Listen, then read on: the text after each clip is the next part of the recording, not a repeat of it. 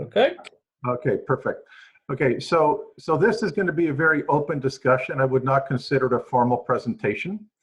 And so if you have questions, feel free to ask them. I may answer it right away, or I may tell you that we will cover it later on. But while the question is fresh in your mind, please feel free. So just a real quick background on myself. I'm the president and CEO of Cravo. I've been with Cravo for 35 years. It's our family business. And I've got a really good skill at connecting climate manipulation, plant physiology, and plant response. And so I've spent many years developing computer control strategies, doing trials with plants, figuring out how we can manipulate them to create something different than what normally happens in a field or a tunnel or a net house. And because I have a degree in economics, everything I do goes back to finance. So how do we create a production system, and then how do we turn that into a financial model that will help us determine whether it's viable for the client or not?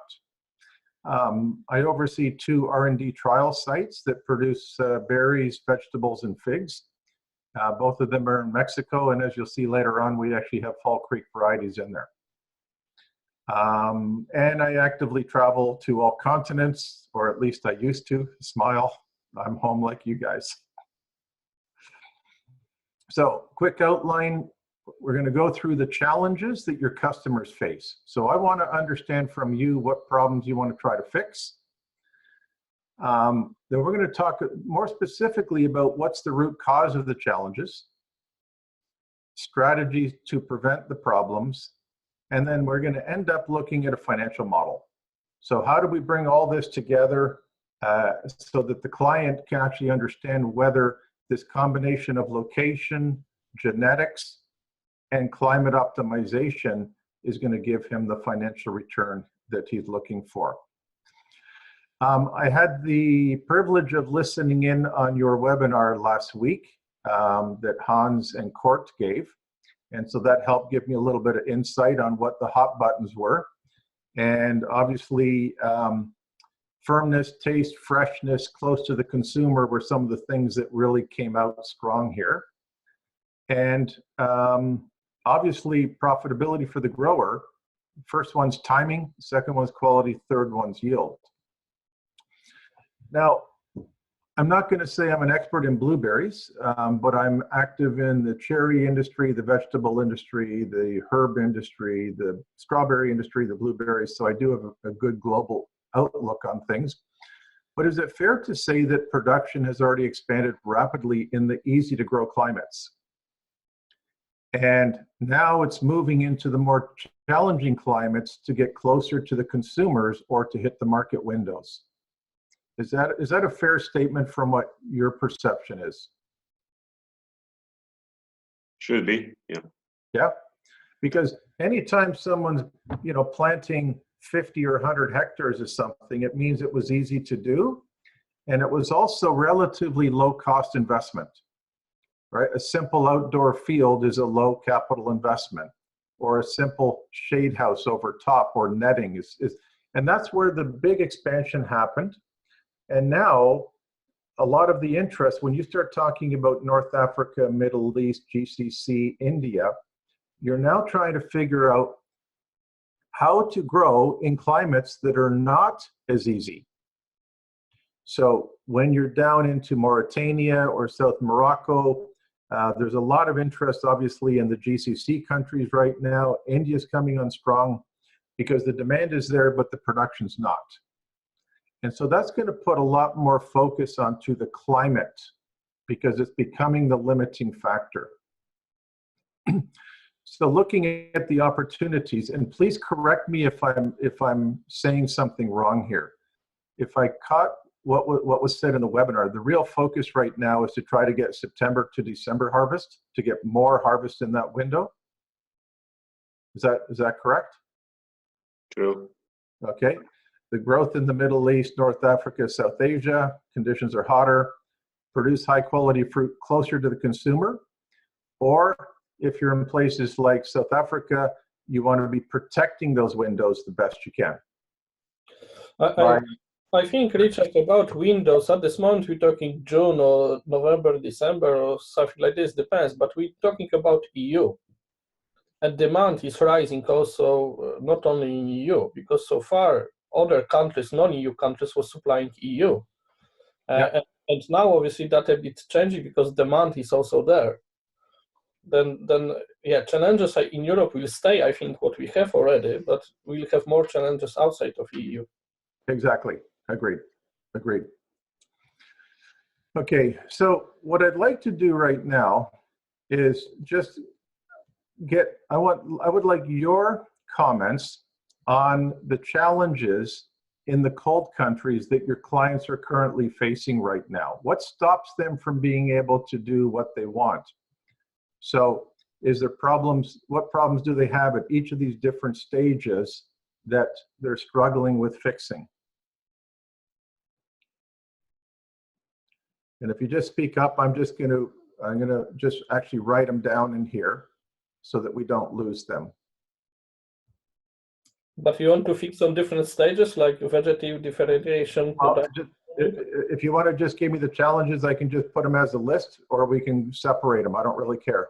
Okay, in general, it's frost. In cold places, it's frost, late frost, spring frost. Okay.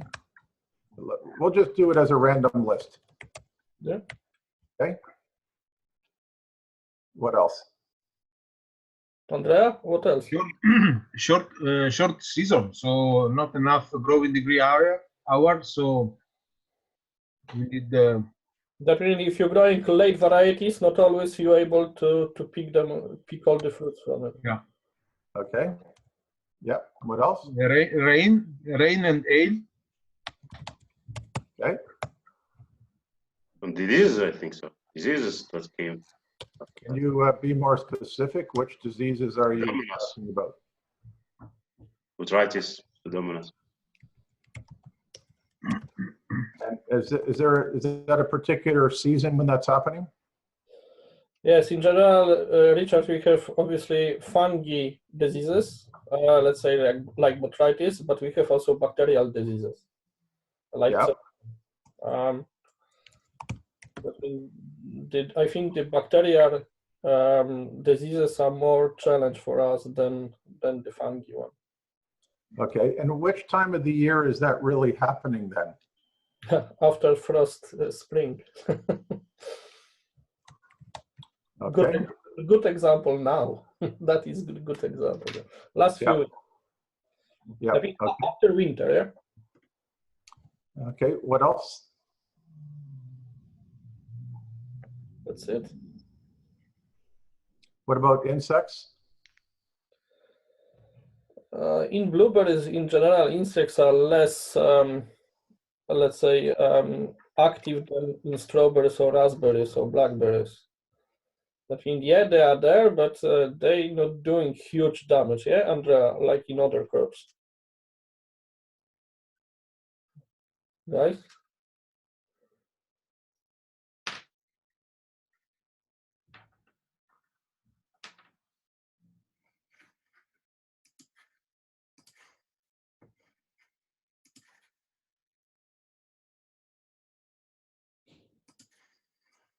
Focusing on phase now.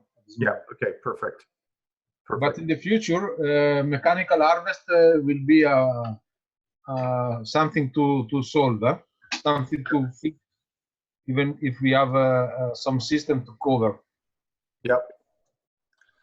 Okay. And the rain, is that happening mostly during flowering or harvest, or is the problem basically through the whole season? No, only harvest and flowering and harvest.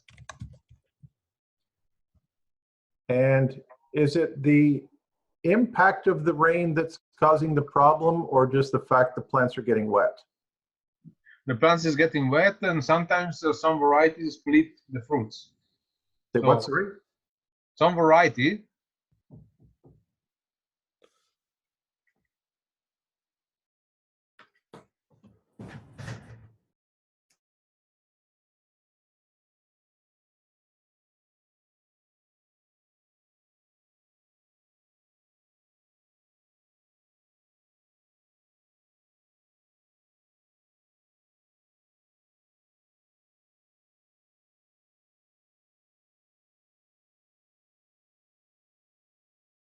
sometimes high humidity could be also a problem with a high temperature.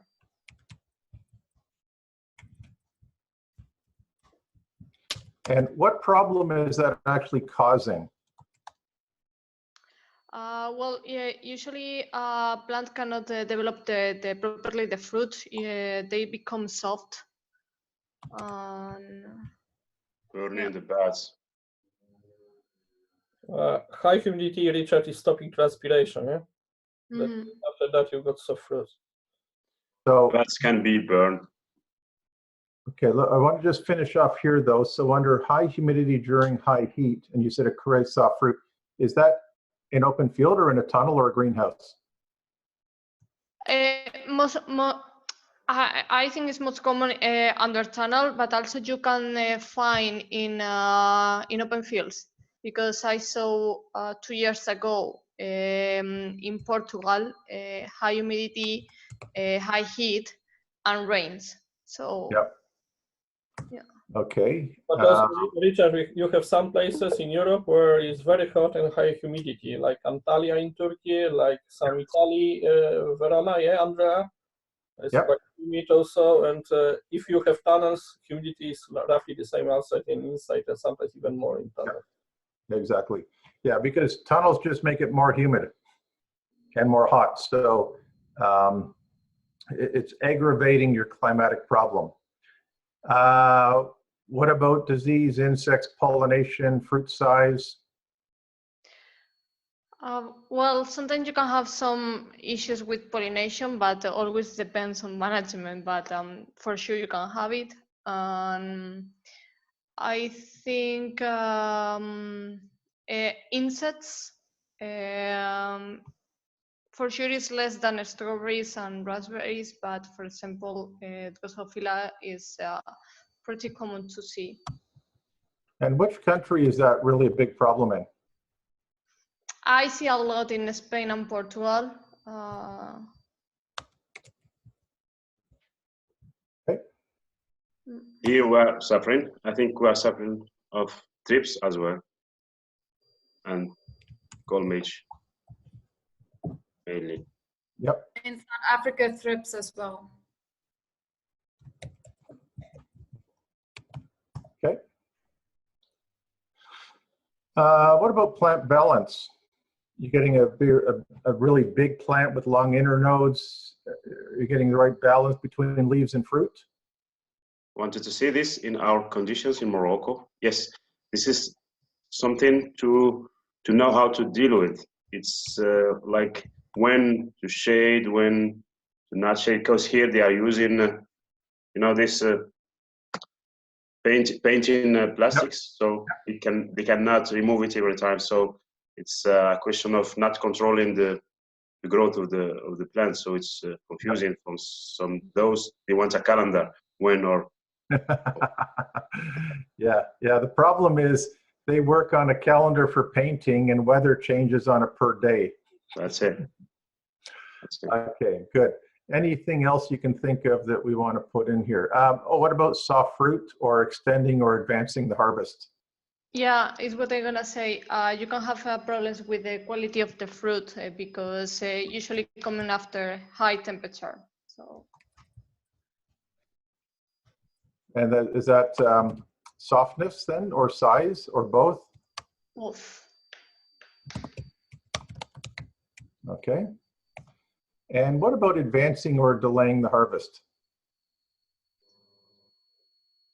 I think this size temperature is an advantage. Sorry, can you repeat that?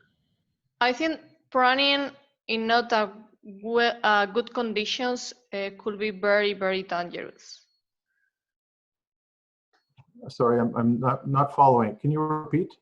Pruning, to prune the plants in the pruning. south. Yeah, pruning. Yeah.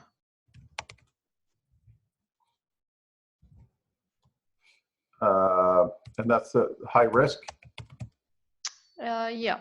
High risk or risk, because will depends on the way that you do the pruning for sure. but yeah, you can kill the plant directly. Yeah, we've done that too. So, so what problem do you see when you prune incorrectly then? Stress. Not good development after that, or kill the plant is what I see. Yeah.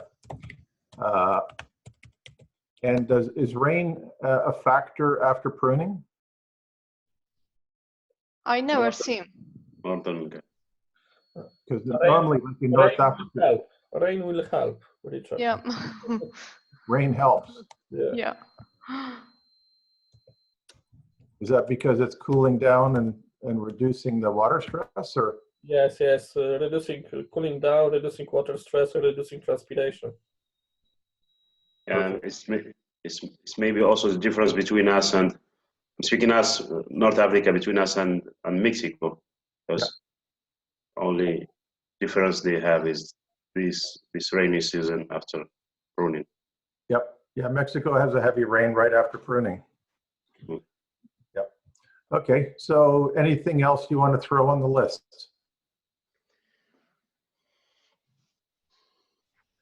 See, because the way I'm looking at it, my job is to help you fix every one of those problems.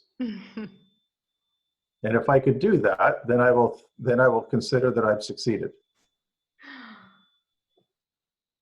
Good luck. Well, I think. Good luck. Yeah, I think here out of this list, I think that's the biggest challenge we usually have before installation of any project, is that people are asking us, shall we use shade nets, which kinds, why, and when? That's it. So this is the biggest challenge for us to be sure of what we provide as advice. So that's the one you're talking about right there. What structure, what covering, and how to use it. Because they're basically looking at you as not just the supplier of the genetics, but as the experts on providing the cultural advice for them to optimize what's going on. Exactly. And they will give you lots of praise when you do it, when they get good results, and they're going to complain really loudly when they have really poor results. Sure, for sure. We're dealing with the same customers. Okay, let's continue on then. That's very helpful, and thank you very much for your comments on that. Okay, so we've already gone through this. And this is just a list that I made up with before we spoke about, but I phrase it a little different. Maintaining high light levels while reducing excessive summer temperatures. Because the problem, when you look at the combination here, if I'm in Morocco in the summer, I need a clear roof for high light, but I need a big opening for ventilation, and now I've got direct sun coming into the building. And the moment I put a big opening, what happened to my humidity?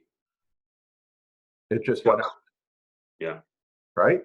So I'm trying to balance high light while ventilating, and I want ventilating while protecting plants from direct sunlight. So these are opposite effects. So I need to close the roof more to protect from the sun, but I also need to cool more while I'm protecting from the sun. And I want to be able to trap the humidity while I'm actually trying to protect from the sun. So this is why it's so complicated, and you'll see, it'll become clear what the strategy is when we go through this. Now, in terms of shifting harvest or flowering timing, all the varieties that you use, is the flowering basically regulated by day length, or are you able to significantly change the flower timing through pruning strategies?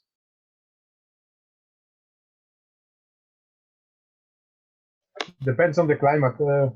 Usually in the main situation, flowering time is just in spring, and we cannot manipulate too much. But in the hot climate where we are in, yes, here we are in hot climate. So in Morocco, we can really manipulate a bit. Yeah, but there's also, I think so, it has also a link with the genetics. Right. I think originally we can manipulate where will be day neutral varieties. Maybe this way.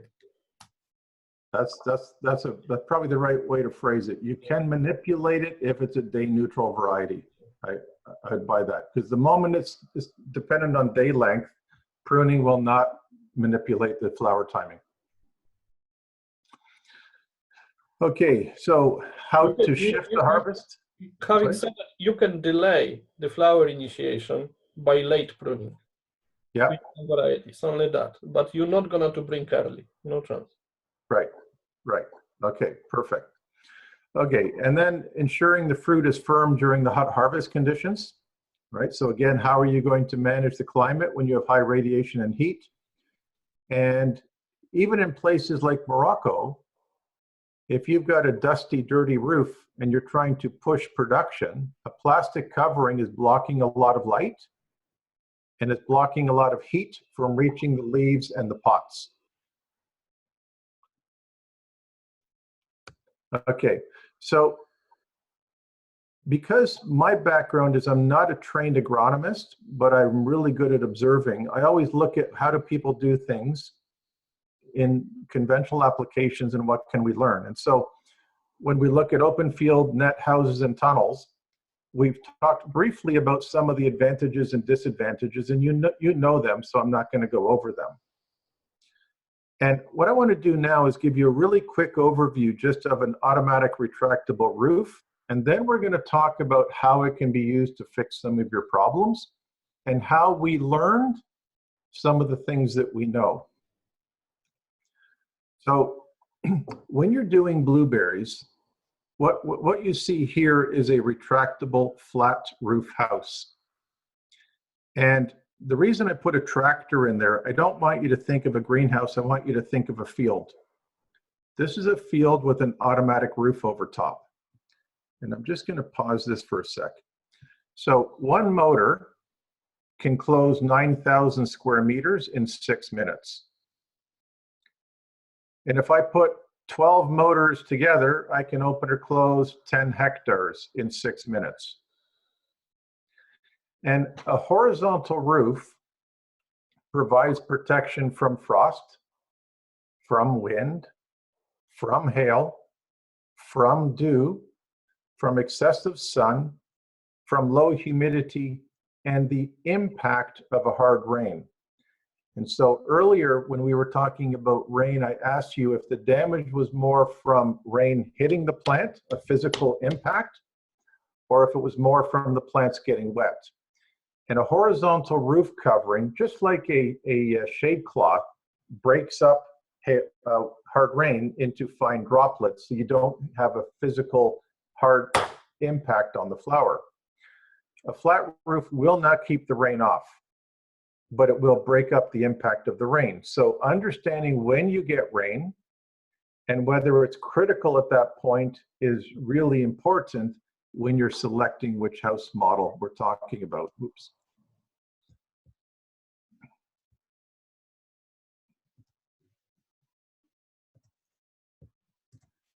So when you're doing, let's see, in some locations, like you can see here, they're driving the trucks right into the house.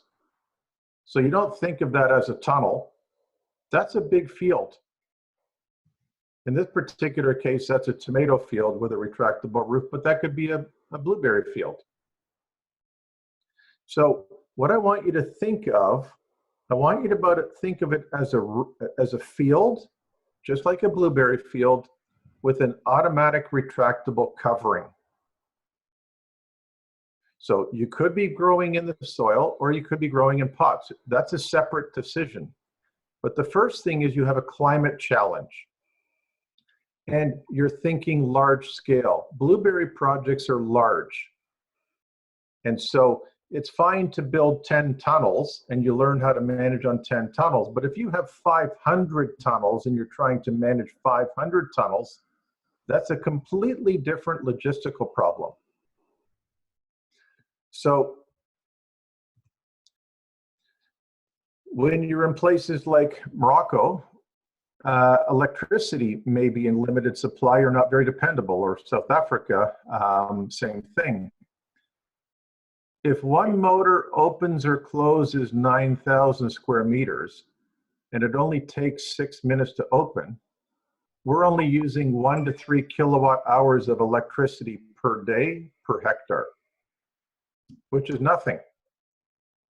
So you don't need a huge power supply in order to be able to operate something like this.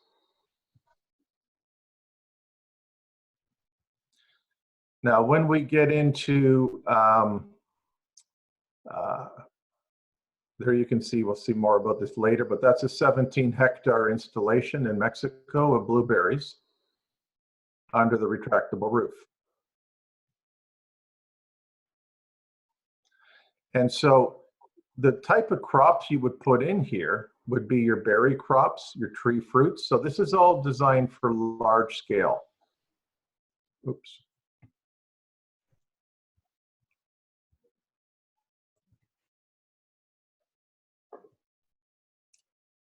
And if you needed rain protection, then there is a peaked roof house that will shed rain to a gutter. Now, the challenge is the peaked roof house is about double the cost of a flat roof house. So the economics now becomes the critical thing, because every grower is going to want rain protection if you can have it. But the question is, how do the economics stack up? So, and here you can see this is an 11-hectare project in the UK for strawberries.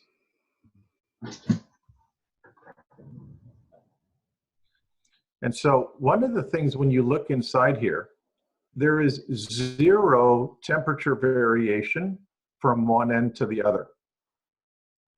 Because we have roof ventilation happening here every 3.6 meters, every crop is getting the same light, the same humidity, the same airflow, which means the leaf temperature is the same, the transpiration rate's the same, so your irrigation can be uniform. And obviously, anytime the roof is 100% retracted, every plant's getting the same sunlight and the same wind and the same relative humidity, so the response of the plant will be the same. Now, when you put a roof covering on a tunnel or a greenhouse, it normally has to be clear because you need high light. Blueberries are high light crops. And the problem is the moment you put a clear roof on, you just made it a hot house, right? Because it just became hotter, but you're already in a hot climate. So when we do retractable roofs in hot climates, we actually use a white roof covering, which is a cooling covering. It's designed to block radiation just like the sun, just like the cloud blocks the sun. So a cloud is white in color, and you're always cooler standing underneath when a cloud passes by the sun, and the cooling roof is exactly the same. So the projects that we're doing in the Middle East, North Africa, Mexico, India, they're all retractable cooling roofs. And so actually this picture is from the trials we're doing with the Fall Creek varieties in our demonstration house in Mexico. And you can see over here, let me just make this big again. You can see over here the white cooling roof, and you can see the difference in the light pattern on the floor. So I'm going to give you 3 examples of how climate overrides genetics and irrigation and nutrition. And so you guys are experts in genetics. You've learned a lot about the irrigation and nutrition requirements of the crops. But as you said earlier, the climate is now the most difficult part because your customers are coming to you asking you for advice on how to optimize the climate. And so I'm going to just show you some short videos of things that we learned that helped us get to this point. So back in 2015, we put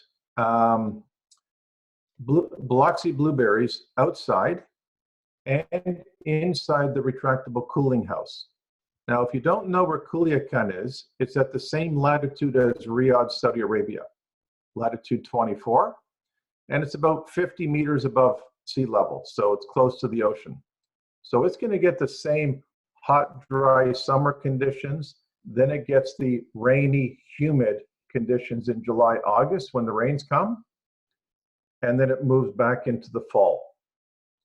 And so this was the very first time in the world that blueberries had ever been in a retractable roof. And what we did is we just took blueberries, we put them outside, and we put them in the retractable roof. We knew nothing about irrigation or management or pruning. We just wanted to see how the plants responded. It is April 26, 2015. Can you hear that? Demonstration greenhouse. Pete? In Mexico. I'm going to do a quick check of the blueberries outside and as well under the retractable roof. So it is now approximately 12 o'clock in the afternoon. We check the leaf temperature in full sun. Oh shit, sorry, I'm not used to this. Okay, so we have 45-degree leaf temperatures in full sun. And you can imagine what that's doing to the transpiration rate, because it's sunny, it's hot, it's dry, and it's windy, which means we're sucking the plant dry. We're reaching 45 degrees Celsius due to the high infrared radiation from the clear blue sky. Give you an idea how much heat is accumulating. See, the soil temperatures are reaching 60 Celsius.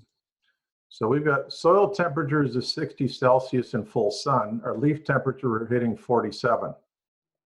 Wow. And we wonder why plants don't perform well at that latitude during the summer. Because you have to think about the plant as a water pumping machine. And so the air temperature was probably only about 33 degrees that day when I took that video. So it was telling us the leaf temperature was higher than the air, and we can see that the soil temperature was also hotter than the air. And that's having an impact on how the plant was responding. So then we go inside. Radiation is causing a really high transpiration rate. And the plants are very compact, standing about 30 to 40 centimeters tall. You can see that there is some fruit that it has developed. And there is some new growth here. There are no flowers. Okay, so I'm just going to jump ahead, and we're just going to go into the retractable roof now. Okay, so now we're under the retractable cooling roof. Plants were planted the exact same day, inside and outside. And you can see that the plants look completely different.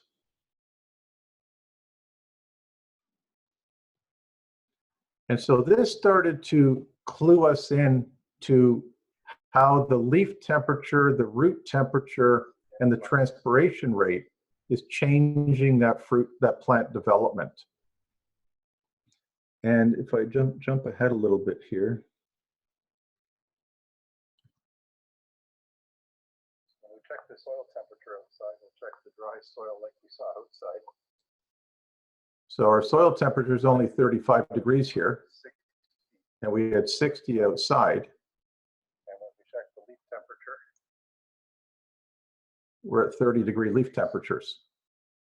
On the new growth, and if we check the old growth, we're also at. So this was the first time in the world, really, where there was a connection between how does leaf temperature, root temperature, and transpiration impact on plant development. So then a couple years ago, I was in Belgium, and this is a blueberry grower in Belgium, and there's only probably one person here that understands Spanish. Yes, this stuff. And so what we did is we wanted to see how the plant changed from outside going under the plastic cover. Because these are all planted at the same time, and same irrigation water quality, but obviously he irrigated the plants outside differently than the ones inside. They were on a different valve, but I want you to see how the plant changed. Bueno, estamos en Bélgica visitando un productor de arándano fuerte aquí en la región. Estamos comparando lo que es el efecto de un invernadero con lo que tenemos a campo abierto. Esta es una plantación de variedad Juke. Son plantas de 6 años de edad. 6 years old, Juke variety. And just look at the quantity and size of fruit that you see.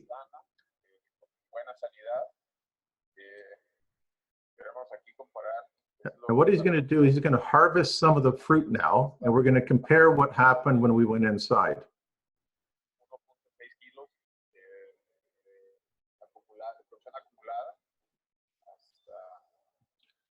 So I'm just going to jump ahead to protect our time here. So now we're standing at the edge of the greenhouse, and look at the change in the plant structure and balance. You see a lot fewer leaves right here.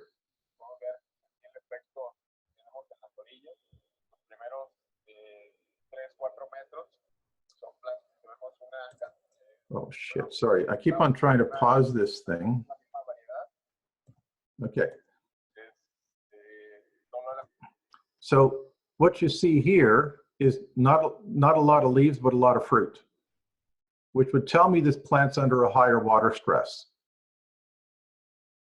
Now the plant outside had a good balance. The plant inside, right beside the wall, has more fruit, less leaves. Now it's being irrigated differently, but it's still getting some direct sunlight and some wind because it's right against the wall. Now, as we start to move inside the house, watch what's going to happen. As we start to walk away from the sidewall, you don't see any ripe fruit anymore.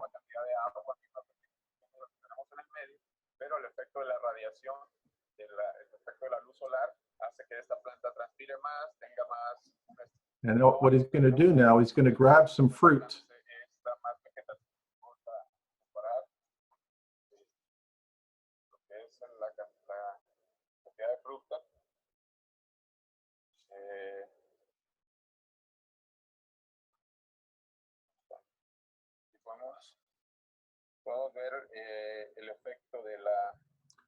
And you can see how the fruit on the right came from outside, the fruit from the left came from inside. And so this owner built the poly house to keep the rain off and try to get earlier. But the fact that the roof was stationary, it changed the microclimate so much. The plant went from being perfectly balanced outside to being under high water stress right at the wall because it was given less water, but it lost a lot of water. And as soon as we go into the house, the plant is going totally vegetative. You look here, the plant's totally vegetative.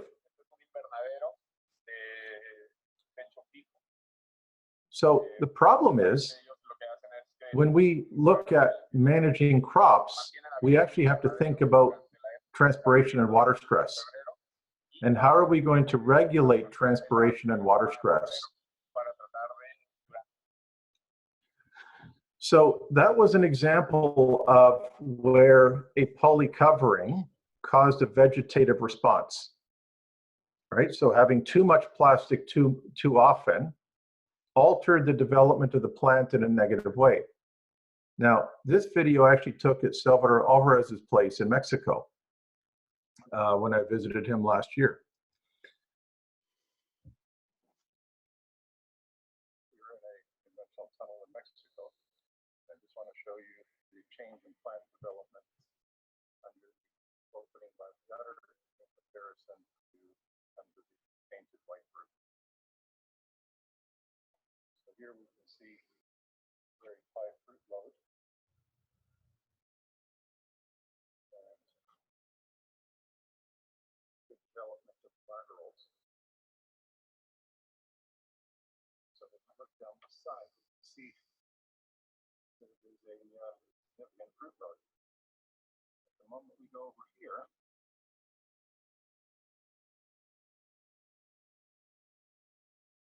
you can see that the plant structure has completely changed due to the change in climate. Because here we're getting direct sunlight on the plants, so the leaf temperature will be higher, humidity will be lower, and there's increased wind right here. And this is causing a higher transpiration rate. And we can see that we're not developing the same number of laterals.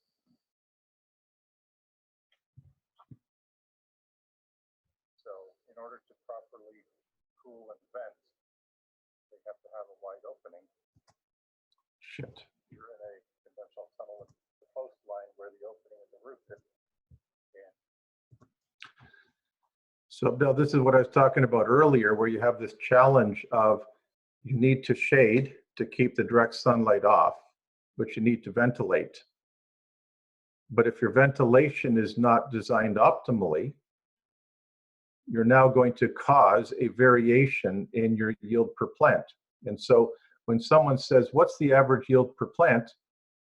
If you did a record of the entire harvest from this house, you would have 2 of the 4 rows have a high yield and 2 of the 4 rows have 50% less yield.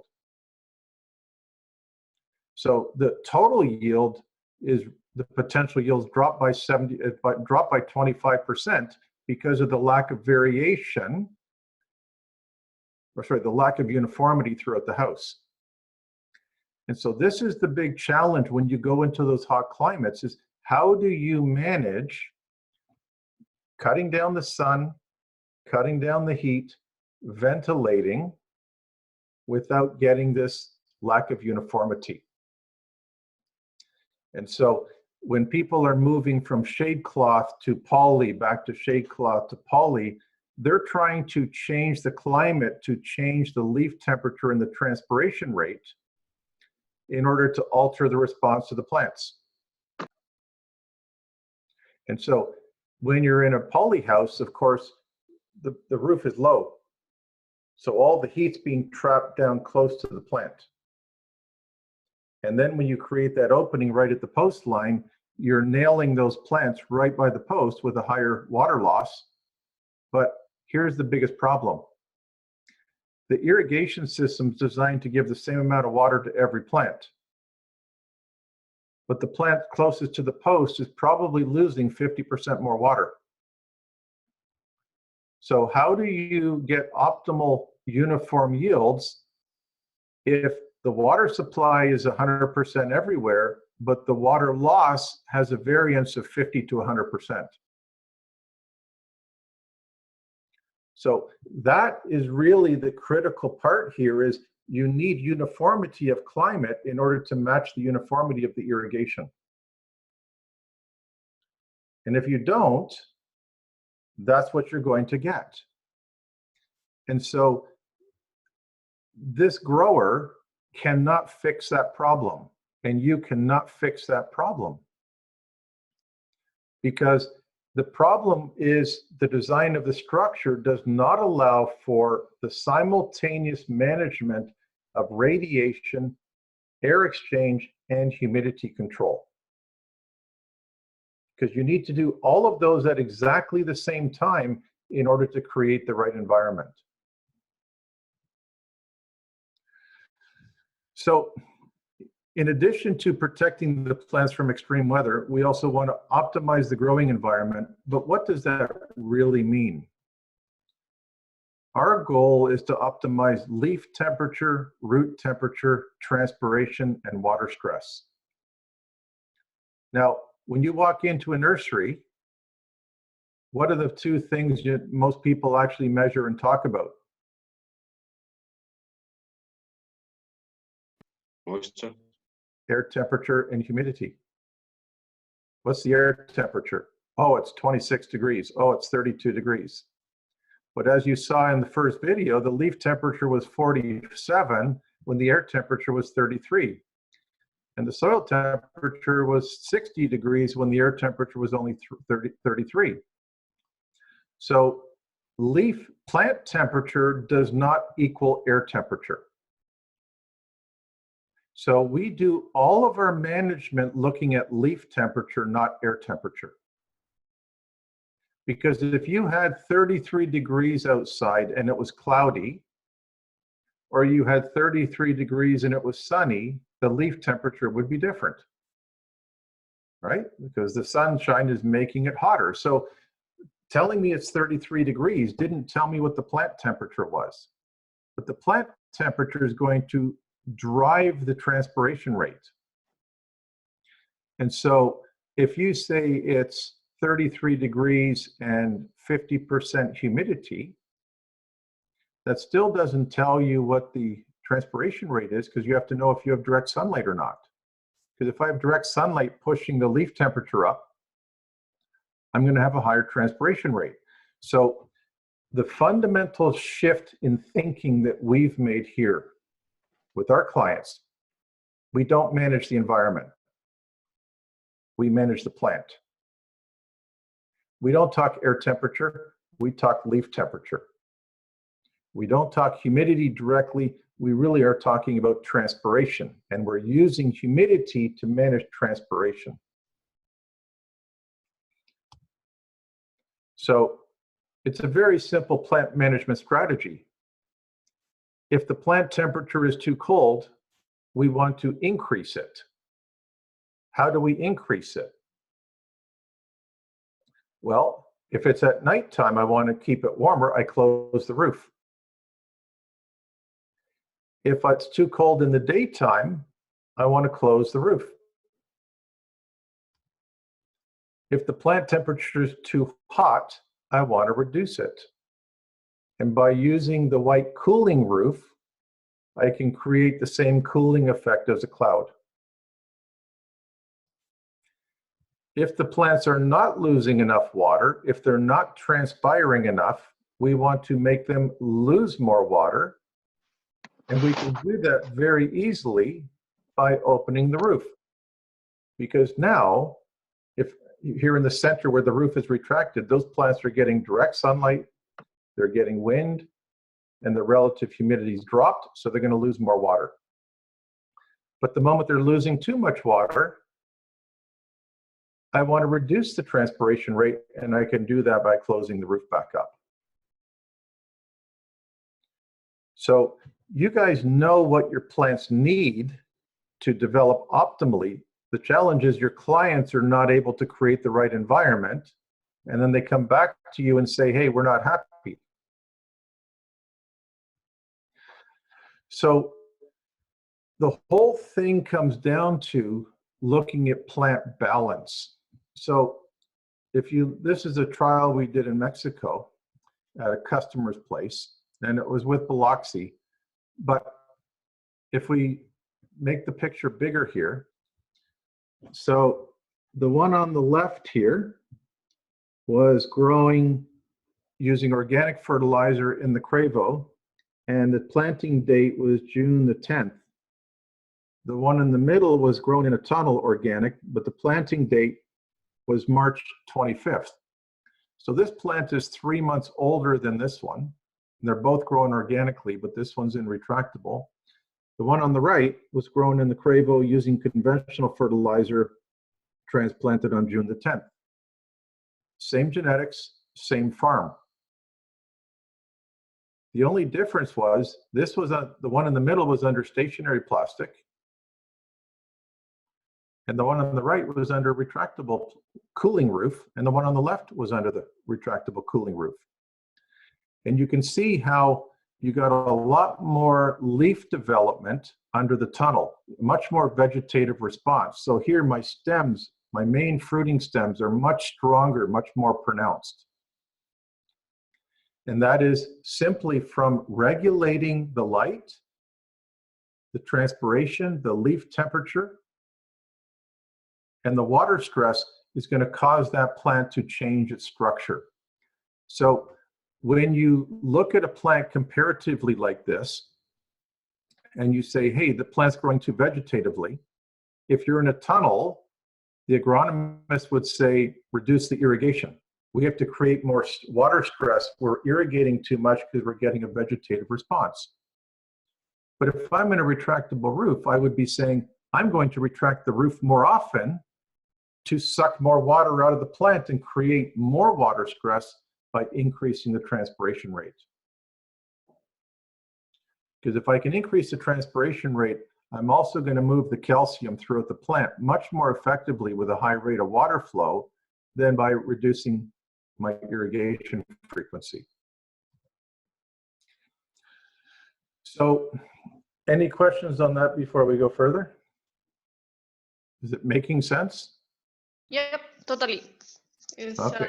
Yep, for us, and it's very nice to see the different comparisons. Yeah. Okay. You're welcome. So what we're going to do is move a little bit now into the inside of the structure. So, so this is a project in Mexico at Bloom Farms. They put 17 hectares all under one roof. And they started with tunnels over here. And you can see there's a complete difference in what it looks like, because this is one big field, one big uniform environment.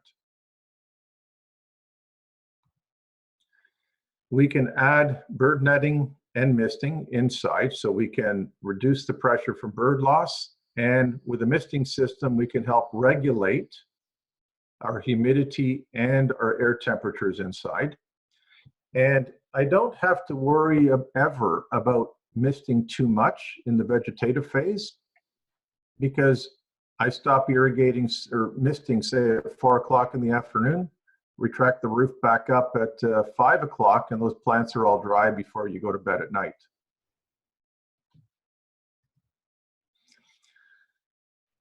The temperature inside and outside is more uniform, which allows plant development to be more uniform and yield to be more uniform.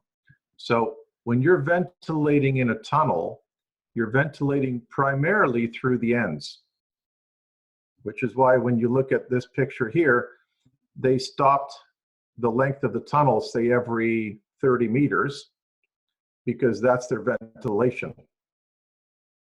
And when you have 30 meters between your ventilation, it's going to be hotter and more humid in the center of the tunnel than at the ends,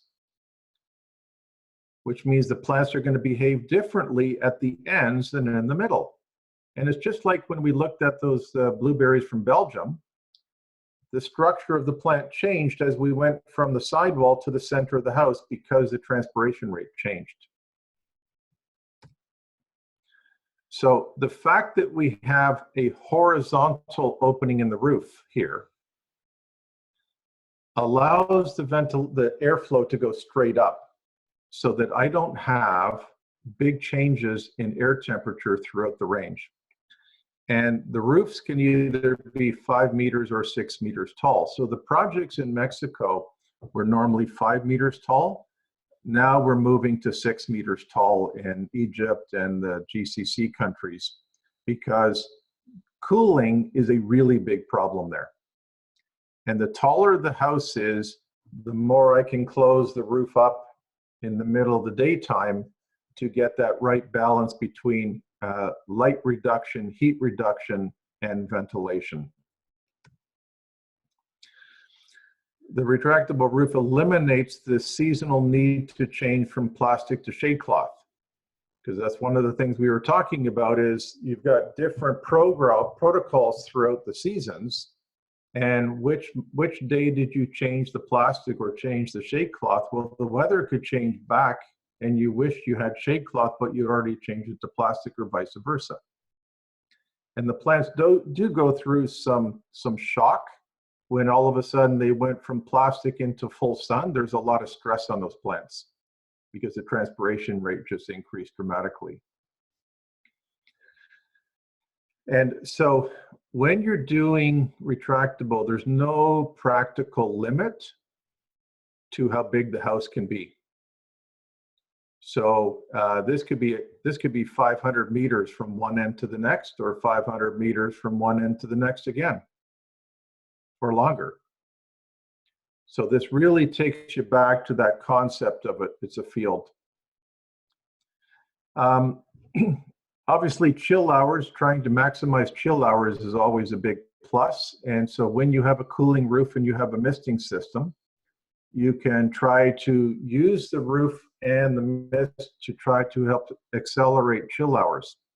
So a specific example in Mexico, when they wanted to extend the harvest season, they would retract the roof at night to get maximum chill on the plants. And as soon as the sun comes up, they close the roof 100%.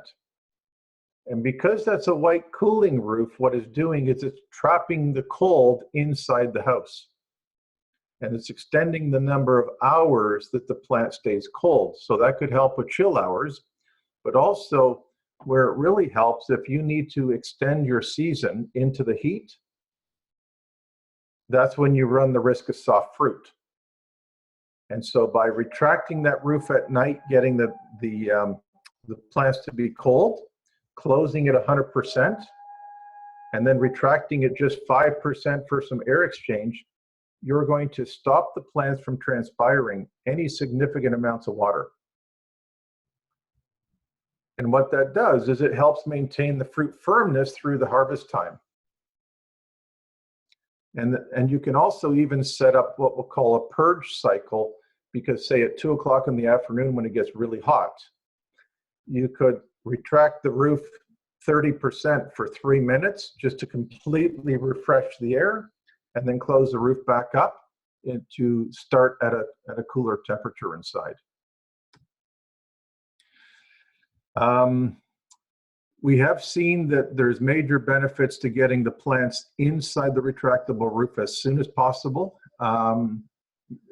It's almost like for every month you get them in there earlier, the first year harvest increases. I think that has to do just with the fact that you're optimizing the root to shoot ratio when you're exposing it to direct sunlight for part of the day and protecting it for part of the day. Because when you're growing under stationary plastic, you tend to get more a bigger canopy development and less root development. And then when you move the plant, all of a sudden now it needs more roots and less shoots, and it's upside down. So by maintaining that balance earlier, you can increase your first year harvest.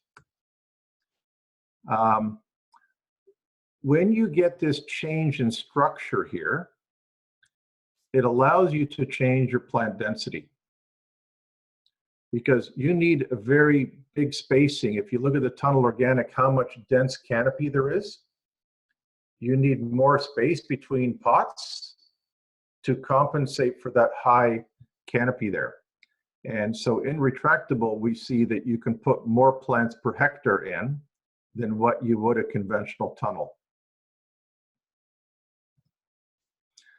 And after pruning, you can see there's a difference in the number of shoots.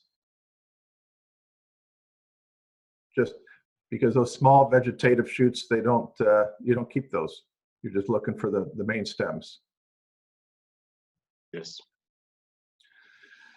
Obviously, if you're regulating light, transpiration, water stress better, fruit size and yield per plant will increase, just because you're creating a better environment every single day. And going back to the disease, we talked about different diseases occur in different locations. And you're familiar with the disease triangle. So you have a host, a pathogen, and the climate. And you have the plant, so that the host is there, the pathogen's always there in some way, shape, or form. In order to prevent major outbreaks, you have to break the disease triangle. And you do that by changing the climate. So if you think about if you're under some sort of netting, all the dew comes into the house in the morning, and the netting stops the dew from drying off in the daytime. Well, you've created wet leaves for a longer period of time. And when you're in a retractable roof, if you close the roof 90% at night or 95%, you will stop dew forming on the leaves through the night because it will form on the roof, not on the plants. And as soon as the sun comes up and you retract the roof, now I'm exposing direct sunlight to dry leaves. And it's basically impossible to have major foliar disease outbreaks when your leaves are dry. So when your plants are in this condition, like in this picture, the humidity dropped, the wind is blowing through the plants, so you don't get those localized humidity traps where there's just a high level of humidity at the base of the plant.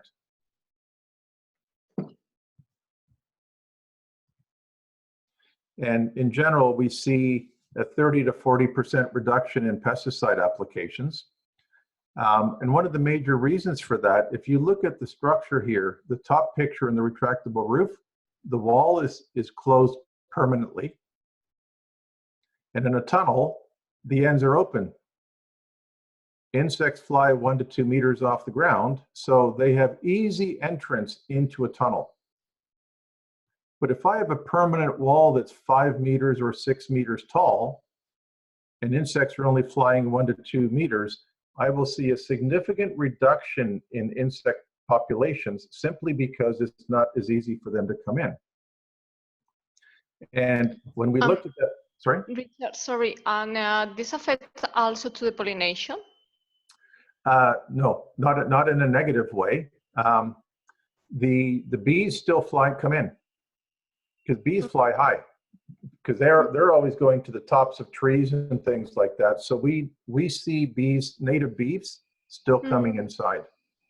Okay. And some growers will create openings in the wall where they will just have bird net every so often to make it easier for the bees to come in. Okay. Thank you. You're welcome. So keeping the walls closed has been a huge benefit. And just going back to the spotted wing Drosophila, there's a project that we did in the UK in conjunction with Marks and Spencer and Total World Fresh. And they're monitoring the spotted wing populations in the Cravo and in the tunnels for strawberries and raspberries. And they basically have 0 population of SWD in the Cravo houses and high populations in the tunnels. And so they've got traps and they're monitoring what's actually happening. And so if you're actually counting insects, you can say factually that they have less insects.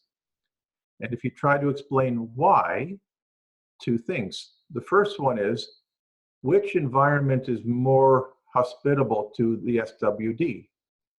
A humid, hot tunnel with no wind or direct sunlight, or a retractable roof where you have more outdoor conditions most of the time? But the second thing is, you will see that the fruit is firmer coming out of a Cravo, because soft fruit is a consequence of low transpiration and low water stress. And so when you're growing under plastic all the time and you have a low transpiration rate, the fruit doesn't develop the same firmness. And now it's a better food source for the babies, for the SWD or for any sucking insect. And so there's a connection here between climate, plant response, fruit size, fruit firmness, and insect reproduction. And we've seen this on multiple crops throughout the world. And obviously bees are more effective when excessive temperatures are prevented. A lot of times you go into a tunnel and the bees are trying to get out because they don't like it in there. And when you've got so much vertical height between the roof and the plants, and because there's still an opening in the roof in the daytime, you're still getting the ultraviolet radiation, which they help navigate with. So we don't see major pollination challenges in a retractable roof. And one of the big advantages, the harvest can occur for more hours in the day since workers and plants are protected from excessive heat. So if you can manage the climate better with a cooling roof, your plants will perform better, your workers will work more hours. And I think that's going to become a bigger issue, especially after COVID, because now the number of workers you have, how many hours they can work, how to keep social distancing is going to become a bigger factor, or even do you have as many workers as you used to? So this is a complete integrated production system that's tying all this together. Harvest timing we've already talked about, so just in the interest of time, we'll jump over that. These were videos that were just taken last week. I thought you just might be interested to see them. So we're doing Victoria and Ventura at the two locations. So Culiacan, latitude 24, about 50 meters above sea level. Irapuato, latitude 25, about 1,100 meters above sea level. Just to kind of give you a quick view. So we did pruning trials just to see what would happen, where we pruned plants in January, February, March, April, and May. And this is a March pruning trial. And if I'm not mistaken, I think I heard that Salvador is actually going to be there today.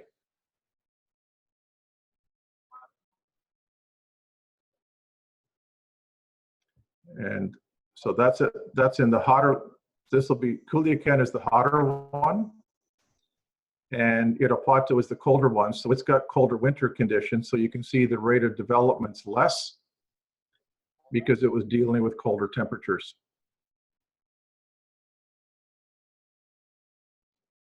So we're trying to also learn about what are the best practices as we move from, you know, let's say the traditional blueberry growing areas into the hotter ones.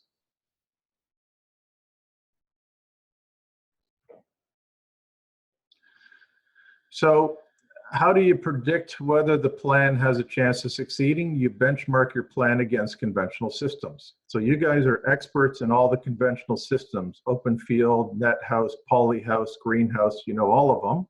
And this is your first detailed introduction into retractable. So what we do is we basically start with, well, what are they currently doing? We want to benchmark against the current production system and look at their plant density, the yield per plant per year, the capital investment per hectare, the fixed production cost per hectare, and the variable cost for picking, packing, and transport. Look at selling price, and then figure out what could possibly happen in a retractable roof. So what we'll do is we'll work through one simple example so you have an idea. For blueberries in the Middle East, North Africa, etc., a flat roof is all that's required. So we can see here that a 10-hectare flat roof, the cost for materials will be somewhere between 15 and 19. And if you're installing it in a low-cost country, by the time it's installed, let's say it's $20 a square meter. And by the way, a lot of the videos that I showed you are also on our website. So I'll show you that later if you're interested. So what I want to do now is go to a sample financial model. You can still see my screen? Yes, we do. Okay, perfect. So what we do is we sit down with the grower and we just go, okay, I need to understand what you're currently doing.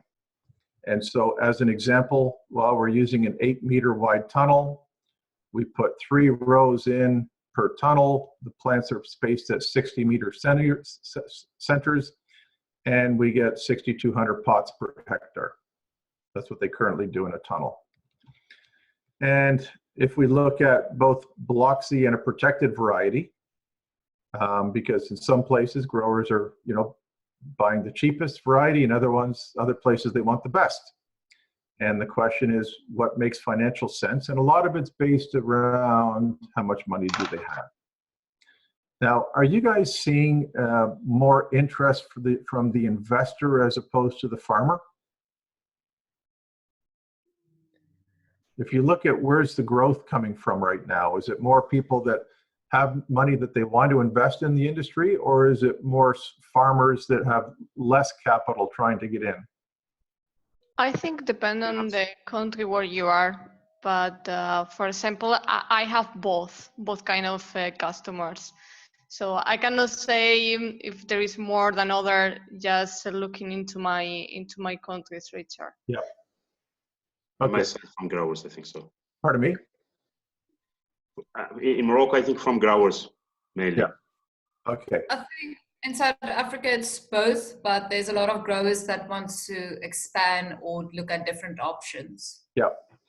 And the reason that's really critical is the fundamental difference is understanding the difference between an investor and a farmer, because the farmer typically has desire but doesn't have a lot of money, and the investor has the money but not a lot of experience, and what he wants is to make sure he does it right.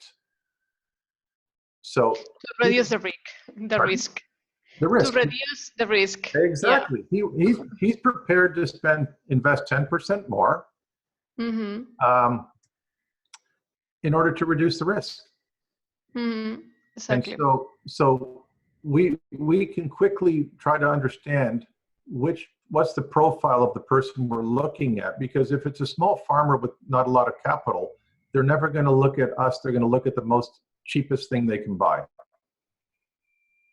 And someone that's looking longer term that wants to get bigger, they're going to look at how to manage this going forward. One of the things we've seen, we're seeing quite an interesting increase in investors, and the large grower or the large growers getting bigger. The large growers or the investors, they really focus on ease of management. How easy is it going to be to manage this business as it gets bigger? Because having 10 hectares or 100 hectares is completely different management. And so automation becomes more critical as you get bigger. So just to go through this real quick to give you an example. So if this is a typical planting density in a tunnel, houses are retractables 9.6 meter wide, and we've seen growers do 4.5 or 4 or 4.5 rows per 9.6. And you do 4.5 where you have 4 rows in one house and 5 in the next one, and the one pot's really close to the post line. And if we maintain the same 60 centimeters, we can get a 25% increase in plant density simply because of the improved climate and change in plant structure. Now, when you look at yield per plant, I mean, you guys will know this more yourself.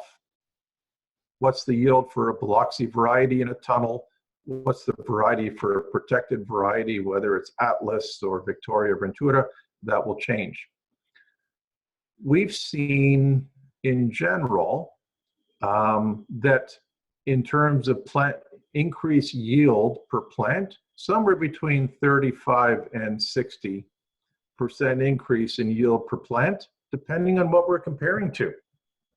So you can have a good grower with tunnels who does a really good job of moving his plastic every day and trying to optimize everything. Or you've got other growers that don't optimize their environment. And obviously, since we're automating the climate, we're going to see bigger increases when someone's doing a less optimal job. And so the combination of plant density and yield per plant can increase your yield per hectare by somewhere between, say, 70 and 100%, which is logical. If I'm creating a better climate, I should get more yield. And if I have a more compact plant, I should be able to have more plants per hectare. So when we start to move through and we say, okay, what's the cost per plant and the cost per pot and the cost per substrate, this is going to give us a difference in the cost per plant depending on whether I'm using a protected or non-protected variety. And just remember, this is an example that would be filled out with a client, so that these numbers will move around. So when we start to look at the investment side, the difference in plant density and the difference in whether it's a protected or non-protected variety is going to change my investment in plants or pots, right? You deal with that every single day. And when we're comparing a tunnel to a retractable, so just say they spend 20,000 per hectare for a tunnel and 7,000 to build it, and a retractable was going to be 160,000. So you can see it's a lot more expensive. And this is what initially scares everyone. They go, oh my God, I'm spending, instead of 27,000, I'm spending almost $200,000. How am I going to make that work financially? So if we take the investment in, and then we still have to add the hydroponic system, and we have to add the ground cover. And so the total investment in plants, pots, and equipment went from $100,000 to almost $300,000. Because my plants and pots was essentially a fixed cost. And so now I have to understand, how fast can I make that money back? So if my average kilos per hectare went from, and now these numbers here, this 11, 22, 17, they came from up here. These numbers came from here. So now if I take my kilos per hectare times my price per kilo, and then the question is, are you able to achieve any premiums because of better size, better quality, being closer to a customer, whatever it is, you can put in a factor here to allow you to say, well, if I'm going to build a Cravo, I should be able to get a higher yield or a higher revenue. So my revenue per hectare would go anywhere from $78,000 up to $230,000.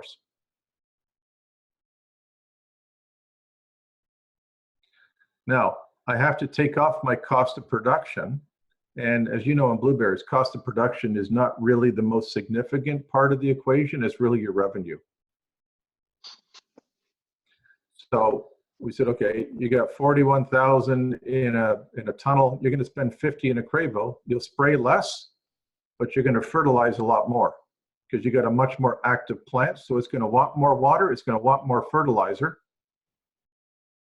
because it's growing faster. So now I end up with my gross profit before my harvest cost. And in Mexico, they pay $1.50 a kilo to pick, pack, and transport. And whether you grew it in a tunnel or in a Cravo, doesn't matter. It's still going to cost you the same to pick it, to pack it, to transport it. So that's my variable cost. Gives me my net profit per hectare. And now you can see your net profit percentage went from 27 up to 59%. And your return on investment, your cost of production, this is a really critical one here. Your cost of production per kilo went from 364 down to 167. So the Cravo is requiring a higher investment, but the higher yield is going to reduce your cost of production. And your return on investment on a protected variety is, say, 2 to 3 years.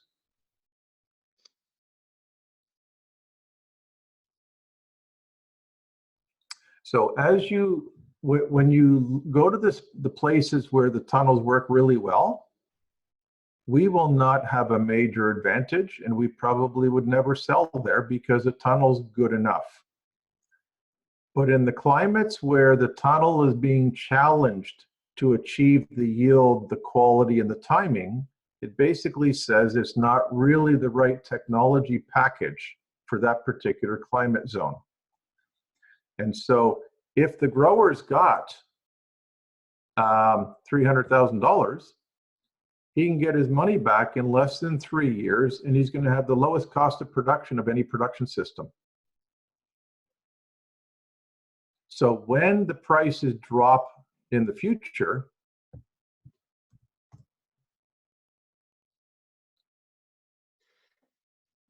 he's going to be the best position for it because he's got a low cost of production.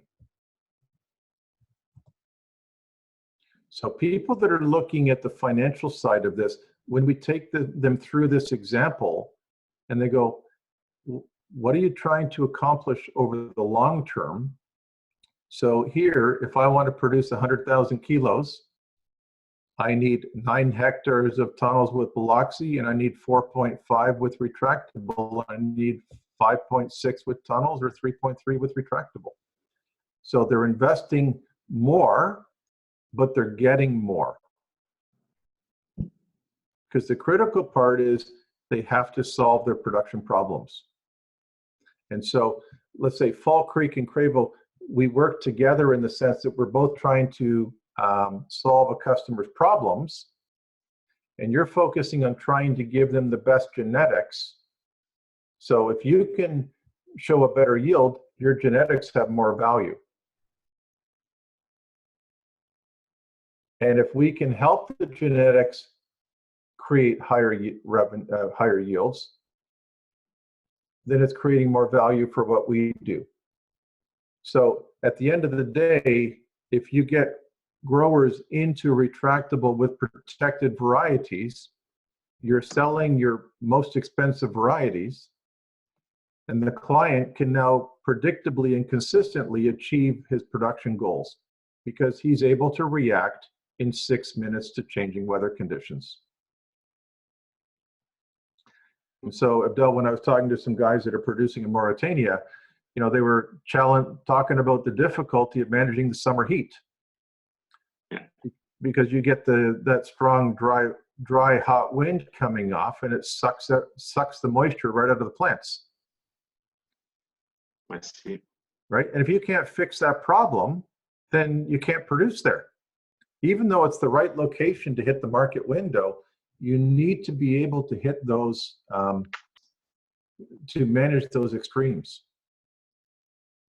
And so the project we're doing in Egypt right now is going to be 6 meters tall instead of 5 meters tall, because they want the ability to manage everything that comes towards them. Mm. And Marius, was it you that was saying that you're working with E20? Yeah. Okay, so that's going to be 6 meter tall as well. So the whole intent is, what is your biggest problem and how do you make sure you kill it? So if heat is your biggest problem, you put all your focus on how are you going to design a production system that's going to tackle the heat. In Morocco, aren't you thinking about having a demo field in Morocco, for example?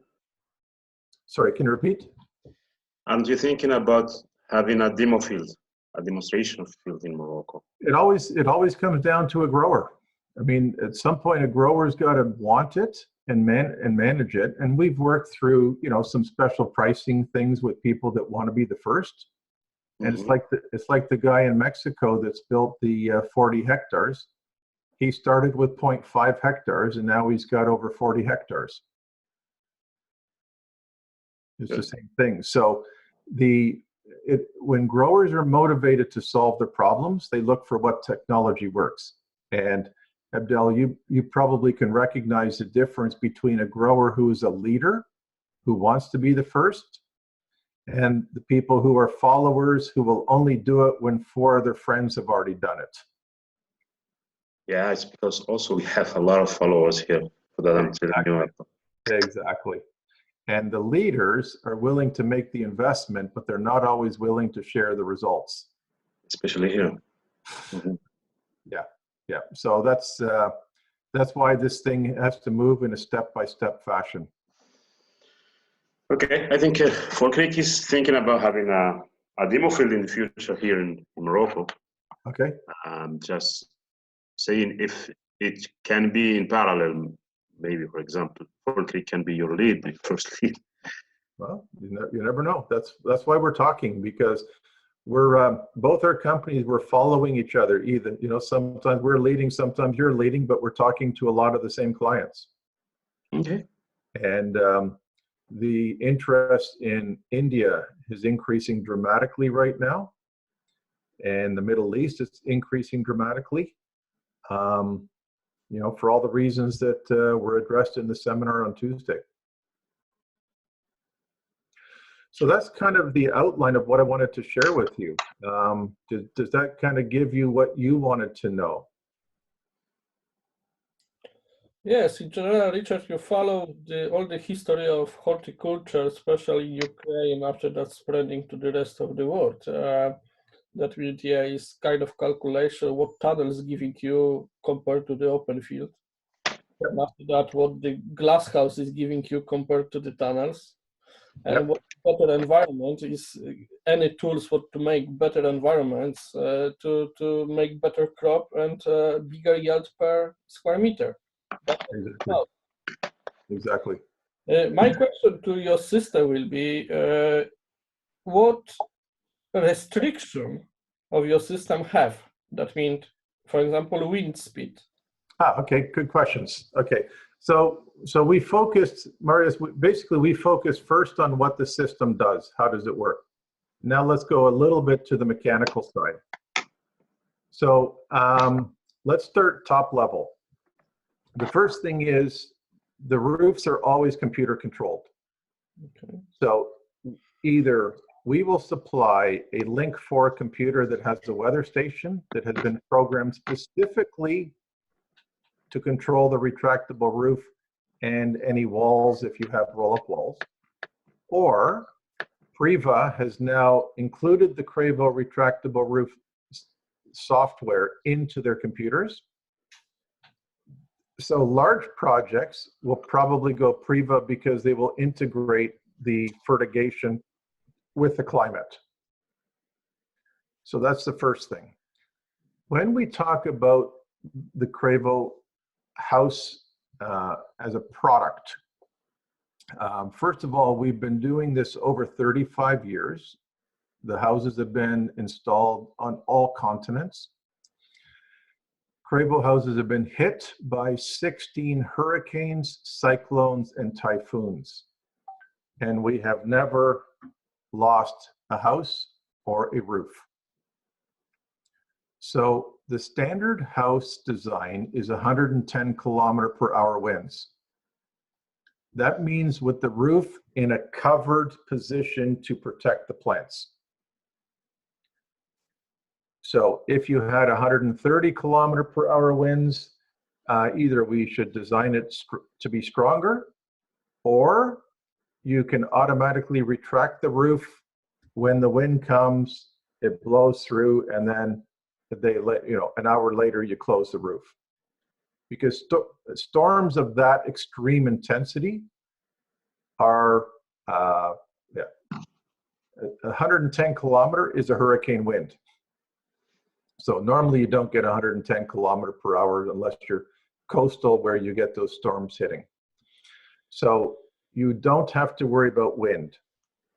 You don't have to worry about hail. We've never had a roof damaged by hail. We've never had a roof collapse by hail. But we do want to know. But for sure is some restriction. I understand when the construction is, when the screen is out or screen is on, then for sure is some restriction when the screen can move or not. That means that is probably different than the maximum speed for your construction. Okay, so here's the only time the screen cannot move is if you have snow or hail on the roof. Okay. So if you had 10 centimeters of snow on the roof, you can't move it. Okay. You could have 60 km/h winds and you could be moving the roof back and forth all day and it doesn't matter. So there is no wind limitation on when you can move the roof. Okay, then I will go deeper. Sorry, Richard. Perfect, go for it. Then the screen material. obviously we can use, I imagine, different screen materials. Like probably you can put different screens like they doing in the glass houses, like reduction of the light, reduction of the heat, reduction both.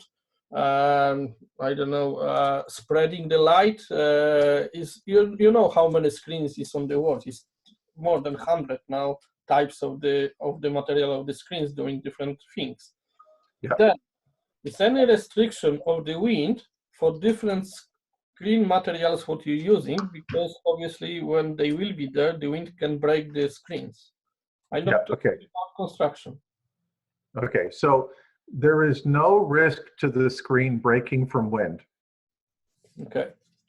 So in terms of different screen fabrics, the main difference is if we were talking about Serbia, as an example, there your problem is cold. And if we're talking about Morocco, your problem is heat. So if I have a problem of cold, I would want to use a clear retractable roof so that it functions like a greenhouse covering to make it warmer. And if I'm in Morocco, I want a white cooling roof that's designed to make it cooler.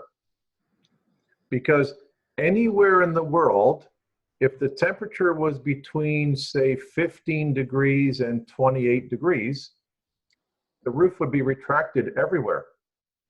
Because 15 to 28 degrees is perfect temperature for blueberries outside. But I want a white cooling roof to help when the temperature is 45. And I want a clear greenhouse roof to help more when the temperature is 5 or 10. If I'm trying to push production.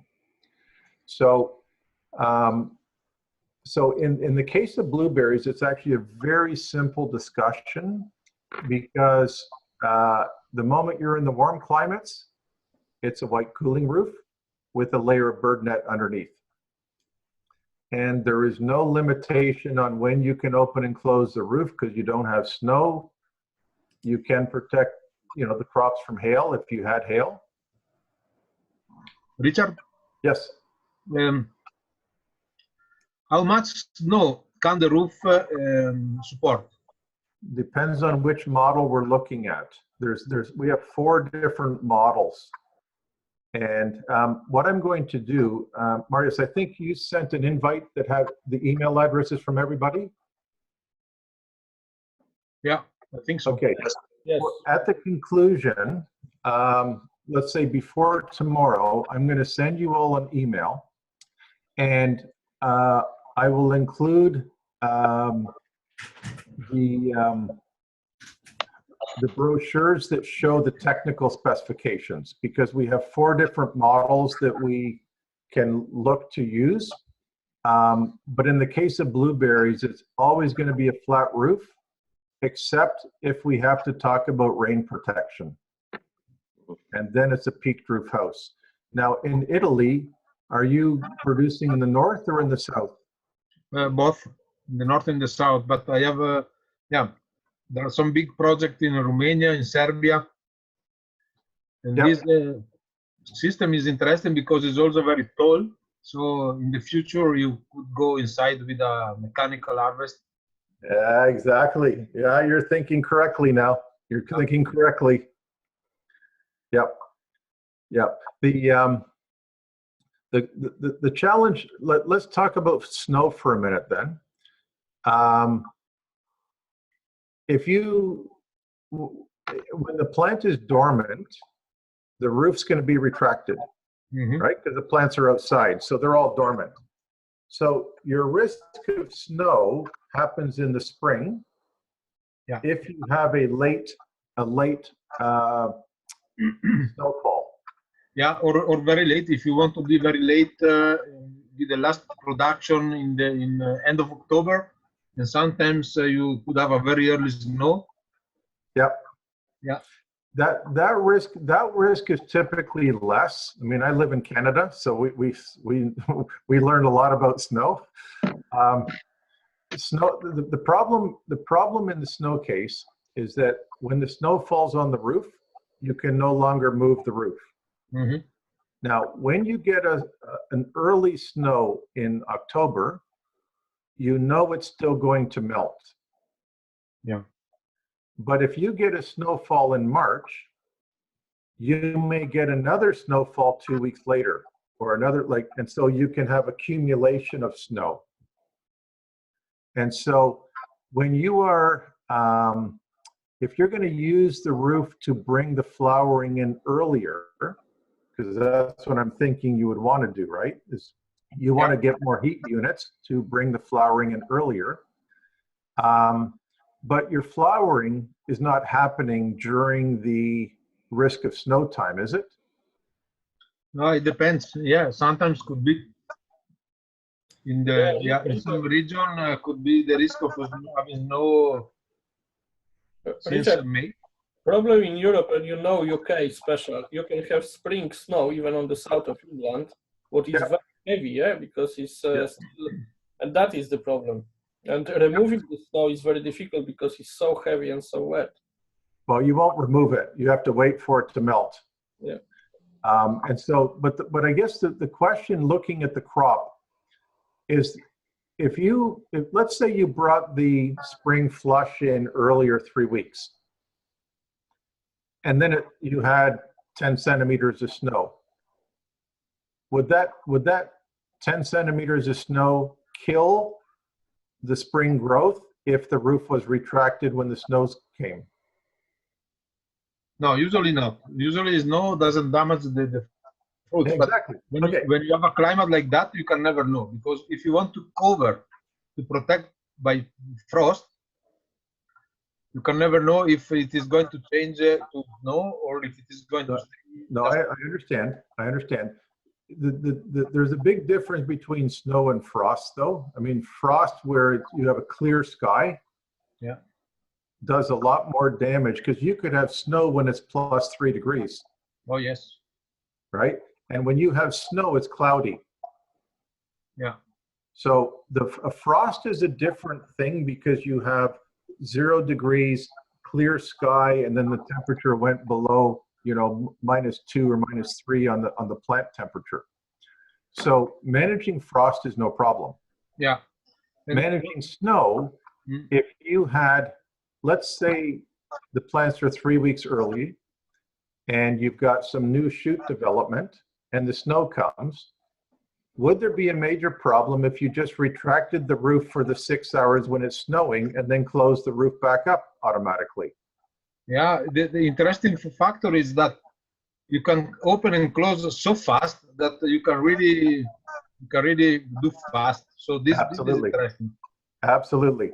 Yeah. Absolutely. Because I think the challenge that we'll probably have more detailed discussions on this, but I think the frost or snow I'm not that concerned about. I think that can be managed. It's the rain that I'm more interested in, because that one's a more complicated one. Trying to keep the rain off moves you from the flat model to the peaked model, and it doubles the investment.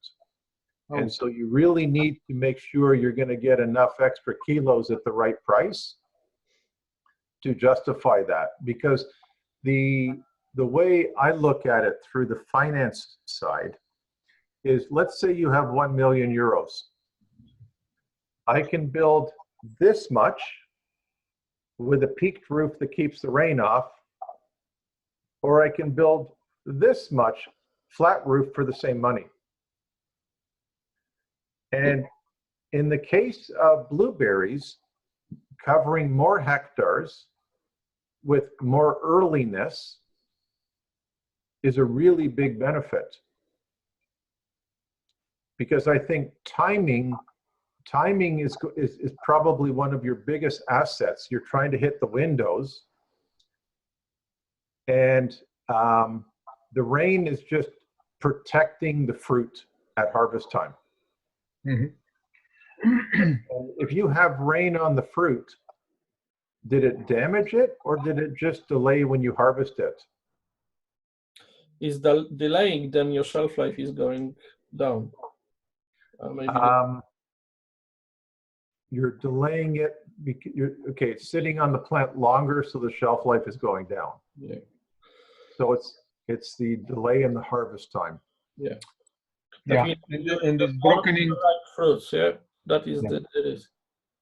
And Sorry. also is broken also the organization of the growers, because you have to interrupt your harvest. Yep. So your plan is not doable, and some varieties split, so you can really have damage. Yep. Rain is the hardest one to manage because it doubles the investment. Mm-hmm. So when you look at where is there a chance of fixing grower problems faster, is we always look to the areas where it's a problem of leaf temperature and transpiration, not a problem of rain. Okay, Richard, then I have a question. If your system doing double screen, that means you have screen protecting from the sunlight or from the heat, and you have other system what you can use, that means it's pure netting. That means for the harvest, we have, let's say, proper screen. For the vegetative growth, after pruning growth, we have netting. Well, you won't even need that. You can actually do everything you're talking about, you can do with one screen. Okay. So if you have the greenhouse roof covering for Italy, Serbia, Romania, the places where it's more cold, you will have your rain protection, your cold protection, your hail protection, and your heat protection from the same roof. The clear roof covering is good enough for the cooling in the hot countries because your nighttime temperatures goes down. Yes, but if we're talking about rain, what you just mentioned is the most difficult part to manage. Then raining on the vegetative stage, the netting will break the rain. That means very little will damage the plants, and we not have fruits at the time. Where the screen, what I imagine, can be damaged by heavy rain. No. No? No. No, never had a problem. I mean, we have flat roof projects around the world, even in places like Florida, tropical places that get heavy rains, never had an issue from rain on a flat roof. Okay, and Richard, next question. You mentioned you're working with Priva. Yes. Then, in general, if you're working with Priva, most of the system are copy of Priva. Or at least the system doing other system doing exactly what Priva can do, better or smaller or slower way. But then the system connects to any other computer, Netafim, Fortimac, or anyone. You can make the setups for your engines and the time. That much should be the problem also, or not? Well, okay, what happens, Marius, is that they have to install the retractable roof logic in their controller. Okay. And as long as they're willing to do it, there's no problem. But so far, Priva is the only one who has done it. Okay. And the next question, Richard, you may not answer if you want, but I will ask you this question. What is your biggest competitor on the market? To be totally honest, we really don't have one. Okay. We've had more than 20 companies try to compete with us in 25 years, and nobody has stayed in the business. Okay. So there's a company called Novavert out of Germany who was trying to sell retractable roof houses, and they sold some in Canada, Australia, and India. And they've had major problems within 1 to 2 years, and so they basically pulled it off the market. So we're the only company in the world that specialize in doing this product, and we have our own design, manufacturing, technical support globally. So I've got people that work for me full-time in Australia, Turkey, India, Mexico, Canada. Okay. So we're like you guys. We're all over the place. Yeah. Yeah. We're gonna have to meet in the plains probably sooner or later. Exactly. Exactly. Right, guys. Any other questions? Abdel? You have any question? Yeah, I already asked my question in the beginning. Maybe Richard can answer us after. It's all about when and how to use shade nets here. Yeah. Okay, you know what? I want to show you something really quick. You can still see my screen, right? Yes. Okay, I'm just going to go here. I want to show you something that you'll find very helpful.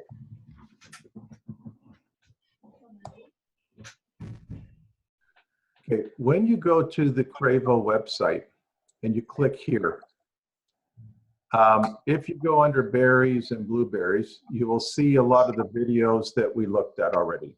Okay, so you can access that or send them to anybody whenever you want.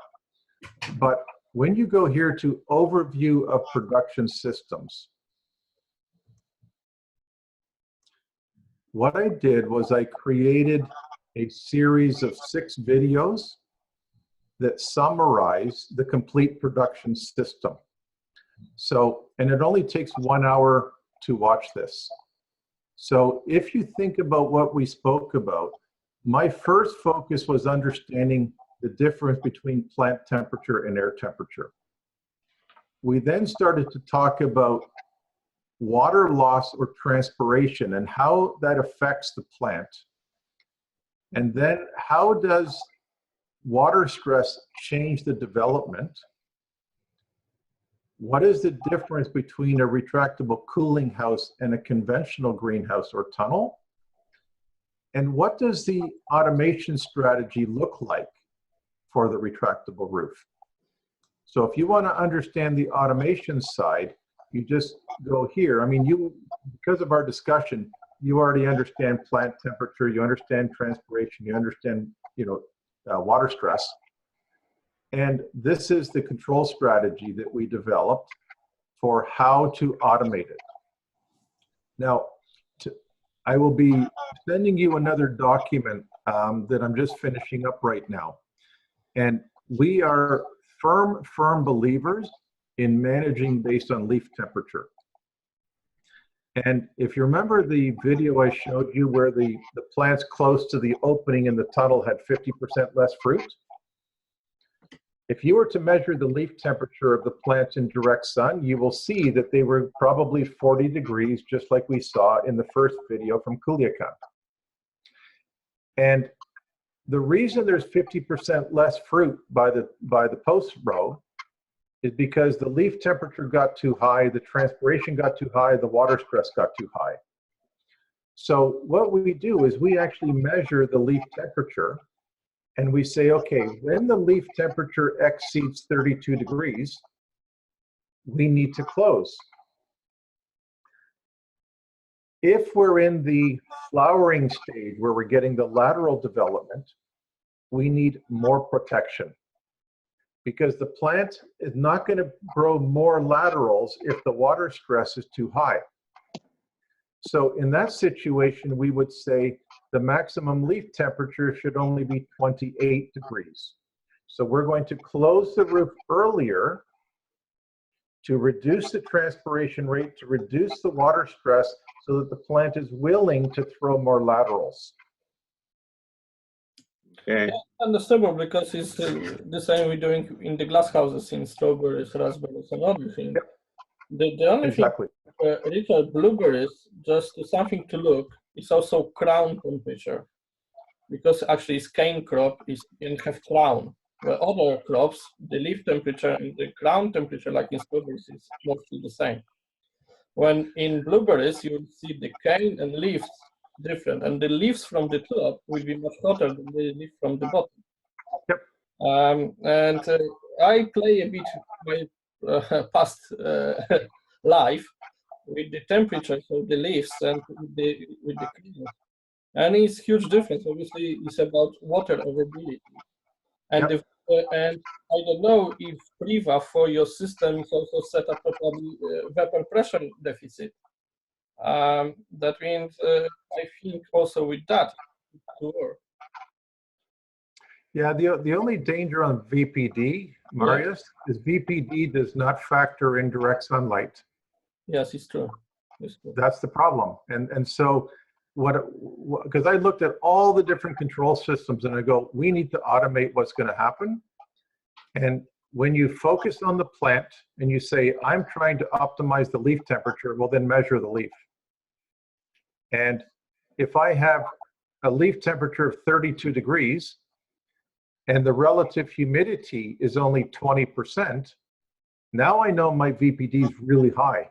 Yes. But if I have a leaf temperature of 32 degrees with 80% humidity, my VPD is less. Yes. But VPD does not factor in whether the roof is open or closed, and that's the major problem with VPD. Yeah, it's true. So what we do is we have a black plate that looks like this. It sits up on the weather station. And this black plate has a thermocouple inside, and it's measuring how hot the temperature is. So just like when we showed the soil temperature was 60 degrees in the sun, this black plate would be 60 degrees. When this black plate's 60 degrees, we know the leaf temperature is going to get more than 32. So we will close the roof when the black plate's too hot. So we are automating it based on an outdoor black plate, but we are adjusting the set points based on what the actual leaf temperature is. Okay. Because in glass houses, obviously they have different tools to measure. They not measure the place, they measure mostly the temperature and the humidity, yeah? And they snapping this event river on the influences of the temperature and the humidity. Then obviously if you're using Triva, you can set up what is the most important in the periods, what you can set up, yeah? Because absolutely. Yep. I mean, that's the exciting part. Once you have automation, you can choose how to control it. But when you have a tunnel with no motor, you have no control. So there's nothing you can do to react. Yes. So as you get more experience, because the roof takes 6 minutes to open and close 20 hectares, you can change your mind every 6 minutes whether the roof is open or whether the roof is closed. Yes. No, of course, it's a huge advantage of the system. Automatic system is always a huge advantage than venting the tunnels by hand and never empty. That's for sure. Richard, because 4 o'clock, I have another meeting. Not sorry, 6 o'clock. That means in 5 minutes time. Yeah, perfect. That means I record our meeting and I will share between us for the reference in the future, and we use only internal. If you're okay with that. Yeah, if you can send me the link, that would be appreciated too, because my guys would like to also watch it. Okay, I will do. And guys, any other question to Richard? A big thank you. Thank you so much. Thank you. A real pleasure to all of you, and I guess a special thanks to Hans for agreeing to set this up. Yeah, and Richard, if you have anything that you'd like to share with us, please send to our emails. And yep, I will send you stuff within the next 1 or 2 days. Okay, brilliant. Thank you. Bye. I want to say thank you, Richard. Nice to meet you. Bye bye. Bye bye. Have a nice day, Richard. Okay. Yep. Bye bye. Bye, guys.